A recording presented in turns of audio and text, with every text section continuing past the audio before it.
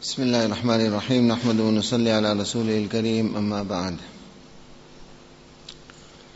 باب النهي عن القران بين تمرتين ونحوهما إذا أكل جماعة إلا بإذن رفقته.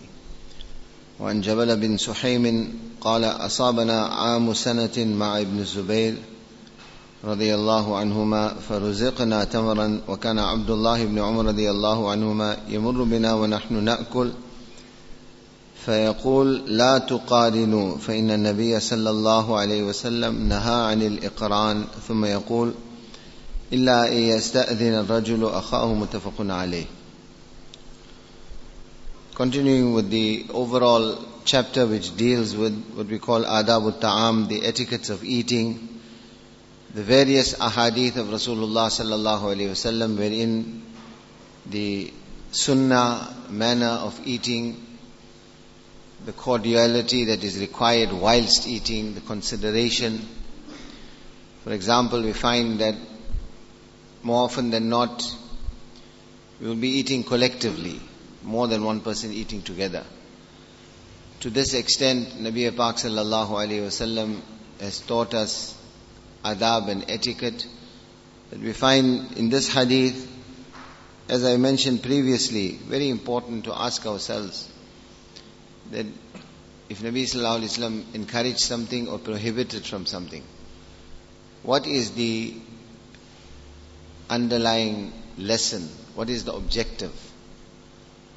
Why is Rasulullah sallallahu alayhi wasallam encouraging you to do something a certain way, or why is Nabi sallallahu alayhi wasallam prohibiting you? From that, once you understand the underlying objective behind the directive, then it is easy to implement and easy to apply the same principle to other aspects of your life.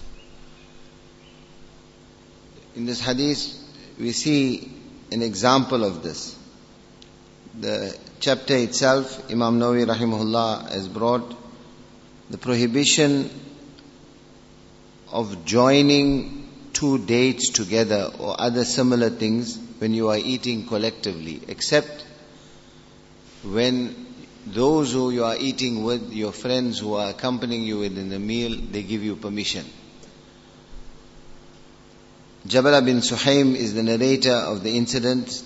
This is not a Sahabi but a Tabi'i, the generation after Sahaba Ikram. He was from Kufa and he passed away in the 125th year of Hijrah. 6 ahadith are narrated from Jabal bin Suhaim. Now when a hadith is narrated by a tabi'i and not a sahabi, we find that in this instance, obviously the terminology that is given in the usul and the principles of hadith are different from that where a sahabi directly narrates from Rasulullah sallallahu alaihi wasallam. But because in this riwayat, Jabal bin Suhaim, although he is the principal narrator, he is narrating something that was told to them by a sahabi who said that this is what was told by Rasulullah sallallahu alaihi wasallam. So in that, the chain back to Nabi sallallahu alaihi wasallam is completed. He says that this particular incident which he is describing, Asabana aamu sanatin ma ibn Zubayr. There was a brief period after the demise of Rasulullah sallallahu alaihi wasallam, in fact after the 4 Khalifas, there was a brief period wherein the Khilafat, particularly in the region of Makkah Mukarramah and surrounding, the Khalifa at that time was Abdullah bin Zubair radiyallahu ta'ala anhuma. During that period, there was a year of drought. So he says that during this period of drought, now why he's mentioning drought is that normally in a period of drought there is obviously a paucity of goods, there is a shortage of goods, of food, etc. So during a period of shortage, when they were in strife and hardship financially, he says, فَرُزِقْنَا تَمَرًا, someone gave us some dates to eat. And Abdullah bin Umar radiyallahu ta'ala anhuma passed us by. So this is how the chain is now completed back to Rasulullah sallallahu alaihi wasallam. Jabal bin Suhaim says, during the Khilafat of Abdullah bin Zubair radiyallahu anhuma, It was a year of drought, there was a shortage of goods. Someone gave us some dates, we were eating collectively. And whilst we were eating, Abdullah bin Umar radiallahu ta'ala anhuma passed, and he said, La tuqarinu, do not eat 2 dates at a time. La tuqarinu, fa inna an-nabiyya sallallahu alayhi wa sallam naha anil iqran. Why? Because Rasulullah sallallahu alayhi wa sallam prohibited from eating 2 dates at one time. ثم يقول, then he went on to say, إِلَّا أَيَسْتَأْذِنَ الرَّجُلُ أَخَاهُ, except, in other words, the exception to this is when those whom you are eating with give you permission to do this. So like I mentioned at the introduction or the outset, ask yourself the question, why? Why does Nabi Sallallahu Alaihi Wasallam, to this extent, we are taught the beautiful conduct of Rasulullah Sallallahu Alaihi Wasallam. Very often you hear this. Sometimes people, particularly in Jamaat also, they have an aversion.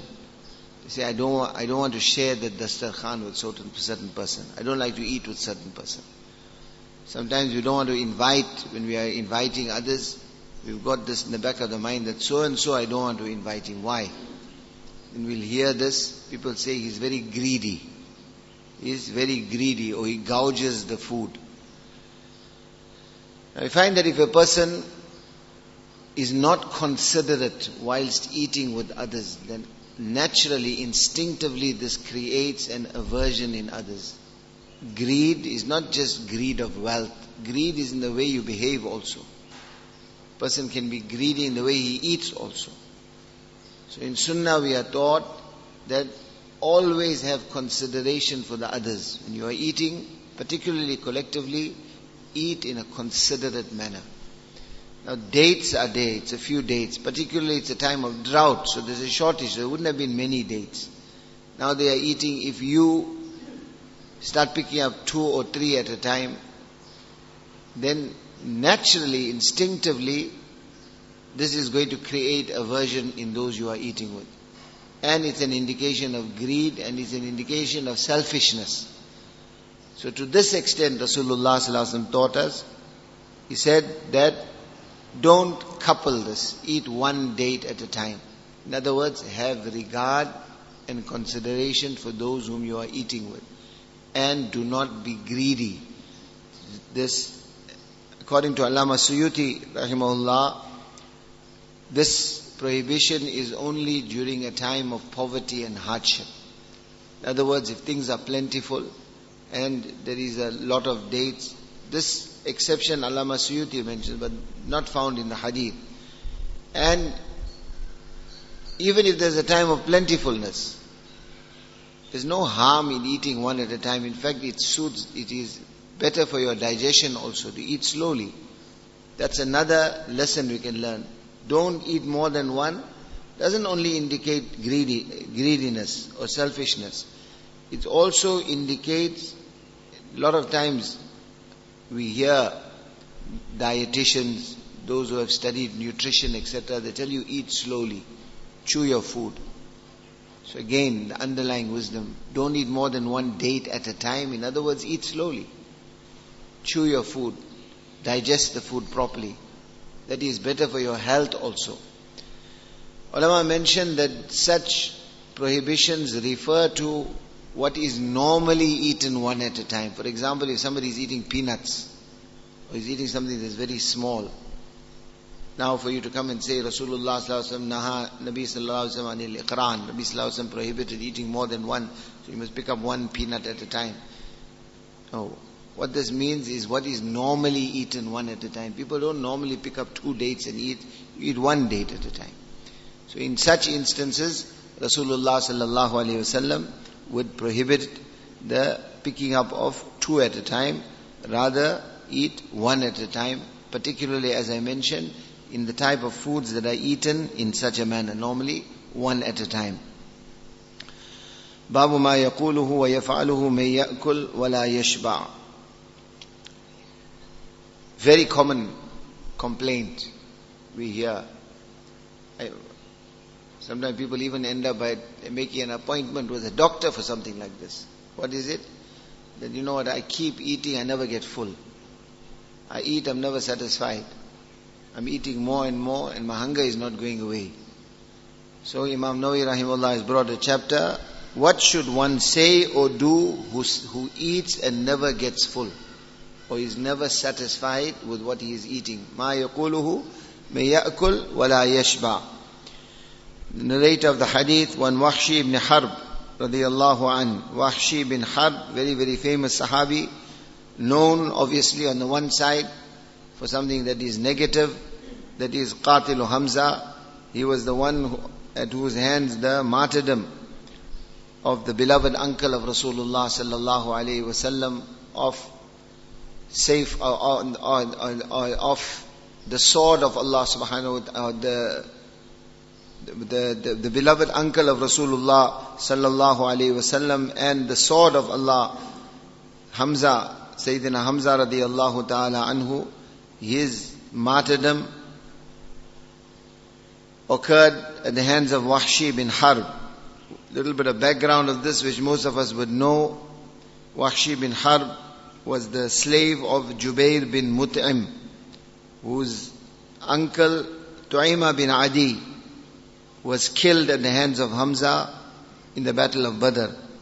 So Jubair bin Mut'im, the owner of Wahshi bin Harb, offered him his freedom in exchange for the life of Hamza.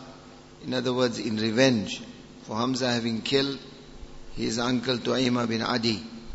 We know the incident that happened in the battle of Uhud. Sayyidina Hamza radiyallahu ta'ala anhu was martyred. At that time Rasulullah sallallahu alaihi wasallam, Jibreel came down, Hamza to Asadullah, Asadu Rasuli.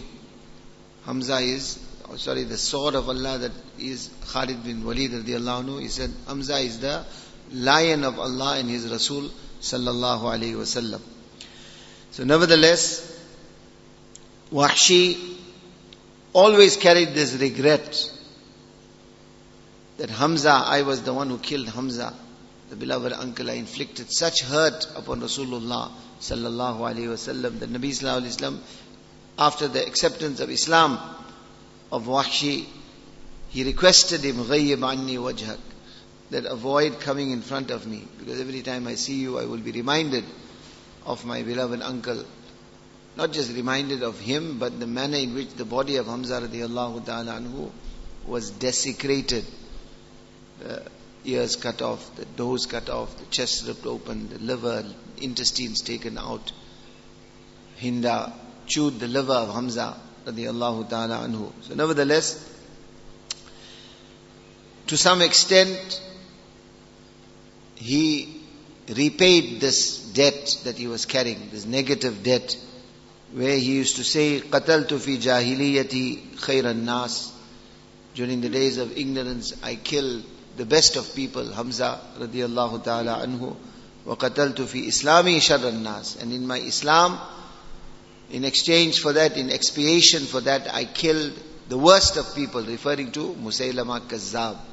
Musaylama was that person who falsely claimed to be a prophet after Rasulullah sallallahu alaihi wasallam, and a huge battle took place, and many Sahaba, many Tabi'een also became martyred in that battle, and eventually Muslims were victorious, and the one who slayed Musaylama with the same spear with which he killed Hamza radiallahu ta'ala anhu, he killed Musaylama Kazzab, that was Wahshi radiallahu ta'ala anhu. So nevertheless, he is the narrator of the hadith, one Wahshi ibn Harb radiallahu anhu, أن أصحاب رسول الله صلى الله عليه وسلم قالوا يا رسول الله إنا نأكل ولا نشبع. Wahshi bin Harb radiallahu ta'ala anhu, incidentally, who passed away in Homs or Hims in Syria. In Syria of today, there is a city or town known as Hims or Homs, the same place where Khalid bin Walid radiallahu ta'ala anhu is buried. So Wahshi passed away there, and 4 ahadith are narrated by him. Some ulama say 8 ahadith are narrated by Wahshi bin Harb radiallahu ta'ala anhu. He says that once the companions of Rasulullah sallallahu alaihi wasallam came to him and they said, O Nabi of Allah, inna na'kul wa la nashba. we find that we eat, but we never get full. And we never get satisfied. In other words, Ya Rasulullah, tell us what is causing this. Why is this occurring? So Rasulullah sallallahu alaihi wasallam at this occasion alluded to one or two etiquettes of eating, which are sunnah.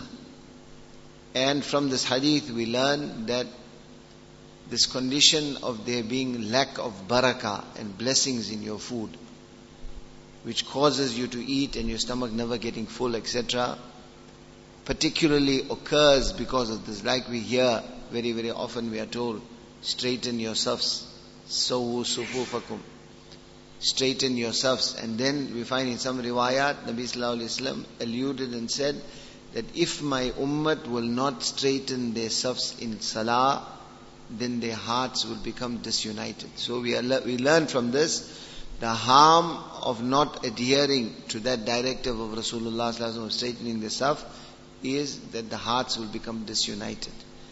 From this hadith we learn the harm of not adhering to the one or two etiquettes that are mentioned in this hadith whilst eating will lead to a situation where we keep eating but we never get full. In other words, the barakah will be taken away, snatched away from our dastarkhan.